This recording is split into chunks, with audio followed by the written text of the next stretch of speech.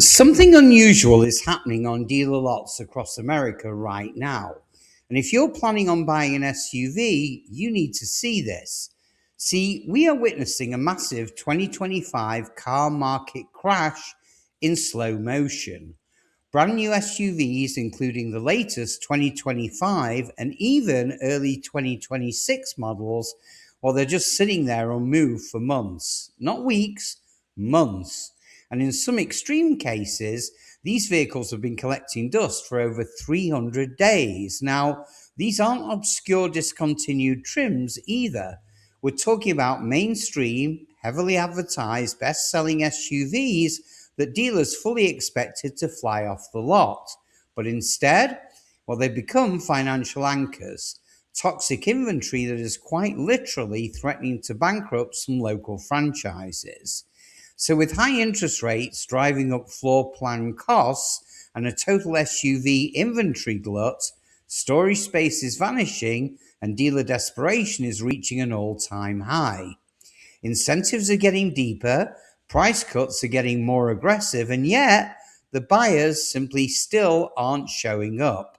So today, we're breaking down the top 15 SUVs that dealers simply cannot sell in 2025.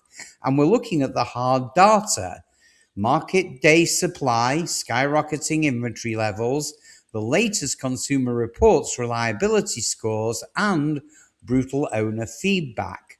So, from the Jeep Grand Wagoneer's astronomical price tag to the shocking reliability failures of the Mazda CX90 and the Chevy Blazer EV, we are uncovering why the dream car of yesterday has become the unsellable nightmare of today. And just wait until we get to the number one spot. It's a household name whose sales collapse has shocked the entire automotive industry. So let's start at the bottom of the list and work our way to the absolute worst offender. Starting at number 15 with the Buick Enclave, which should have been a safe bet. Three-row family SUV, comfortable ride, upscale interior, and a loyal older buyer base. But the latest redesign made a decision that buyers clearly rejected.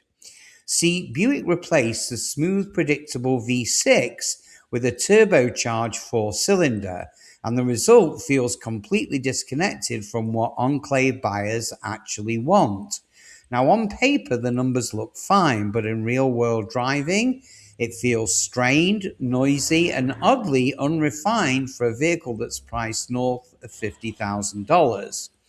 Now, if you combine that with early ownership complaints involving drivetrain leaks, electrical faults, and quality issues showing up within weeks, well, confidence evaporates quickly. This is a family hoarder, and buyers don't tolerate uncertainty here. At number 14, the Mazda CX90 is another case of ambition outpacing execution. Mazda wanted to move upscale, and visually, the CX90 clearly looks the part. The interior is impressive, the inline six sounds promising, but pricing pushed this SUV into territory where brand perception suddenly matters a lot more. Buyers cross-shopping luxury brands expect flawless software, refined suspension, and bulletproof reliability, but instead, early owners are reporting steering irregularities, hybrid system glitches, and infotainment frustrations that feel totally unacceptable at this price point. Now, Mazda's reputation is strong, but asking near luxury money, well, that removes the margin for error. Now, at number 13, the Lincoln's Corsair highlights another reoccurring issue on this list: technology that doesn't work consistently. See, when screens lag or they freeze or they take minutes to boot, it breaks the luxury illusion immediately. So buyers spending 50 grand expect seamless operation, but instead they're getting systems that behave unpredictably. And in a segment that's crowded with extremely competent alternatives, well, that's enough to kill demand. Now, number 12 is about electric crossovers who face a different challenge, and the Kia EV6 proves that. Now, when it was launched, it was a value-driven disruptor, but today, price increases and intensifying competition have absolutely erased that advantage.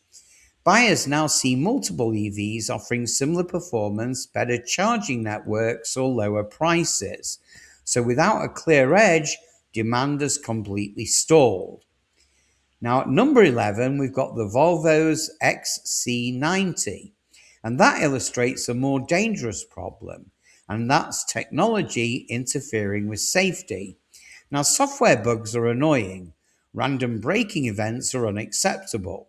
And when driver assist systems behave unpredictably, especially in a brand that's built on safety and trust, well, it erodes very quickly. And high prices again amplify that risk. Buyers don't experiment at $70,000. So take note. Now, at number 10, the Lincoln's Nautilus struggles with perception. Buyers recognize shared platforms, and once a luxury SUV feels like a dressed up mainstream product, well, hey, resistance sets in. At its price point, buyers expect distinct engineering, not cosmetic differentiation. At number 9, we've got the Discovery Sport, and that continues the long-standing issue with ownership anxiety. See, maintenance costs, reliability concerns, and weak performance all undermine the adventurous image. Buyers want capability, not constant dealer visits. Now, at number 8, here's where things get really interesting. I'm talking about the Lexus NX plug-in hybrid. A Lexus sitting unsold? This isn't a reliability problem, this is a value problem. See, the plug-in premium is enormous, while the benefit, which is limited electric range, just doesn't justify the cost difference for most buyers. So when a cheaper hybrid variant delivers most of the efficiency with none of the charging hassle, well, hey, buyers make a rational decision and they just walk away. Down to number 7, and at number 7, the Jeep's Compass highlights a deeper issue inside Stellantis. Repeated recalls, software problems, and inconsistent quality control have totally damaged confidence. Discounts don't fix trust, and once buyers associate a model with breakdown stories, well, hey, inventory piles up fast.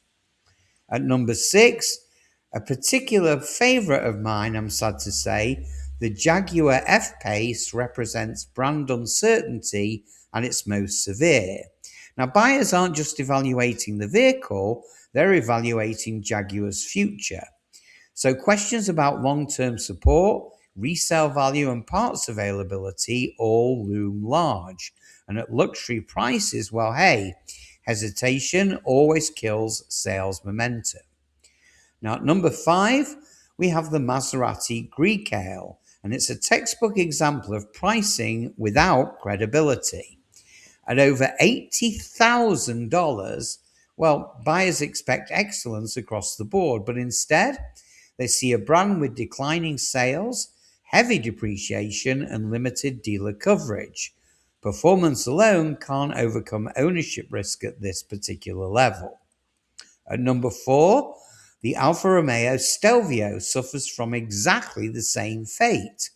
Enthusiasts appreciate the driving dynamics, but mainstream buyers don't gamble $50,000+ on hope. Reliability rankings matter, resale matters, dealer density matters, and this SUV, well, at the moment, it just doesn't matter. Now, at number 3, we have the Jeep Grand Wagoneer, and it should have been a statement vehicle, but instead, it became a cautionary tale. Six-figure pricing magnifies every single flaw. Build quality issues, electronic failures, and interior inconsistencies become simply impossible to overlook. And at this price, well, hey, buyers have got zero tolerance. Down to number 2. And at number 2, we have the Subaru Solterra. And that shows what happens when badge engineering meets an underdeveloped EV platform. Loyal Subaru buyers expect rugged value and reliability, but instead, they got mediocre range, slow charging and little differentiation, and early adoption mistakes are very expensive. So finally, we reach number 1, the worst defender on this list, and I'm talking about the Volkswagen ID.4. Now, this isn't slow demand, this is reputational collapse. Multiple recalls, production halts, software failures, and quality lapses created a perfect storm. Now, once buyers see double-digit recall counts and widespread complaints, well, hey, fear quite rightly sets in, and dealers can't sell what consumers don't trust. And the takeaway here is simple. In today's market, buyers are smarter, more cautious, and more selective than ever. Pricing errors, reliability missteps, and brand uncertainty, well, they're all punished immediately. So if you're shopping for an SUV right now, inventory levels tell a powerful story if you know how to read them. And if this breakdown saved you from a bad purchase, well, hell, hit that like button and subscribe for a daily deep dive market analysis. And I promise in a future video, I'll reveal the SUVs that are worth buying while dealers are desperate to move inventory. So in the meantime, stay safe, my fellow SUV lovers, and I'll see you guys on the next one.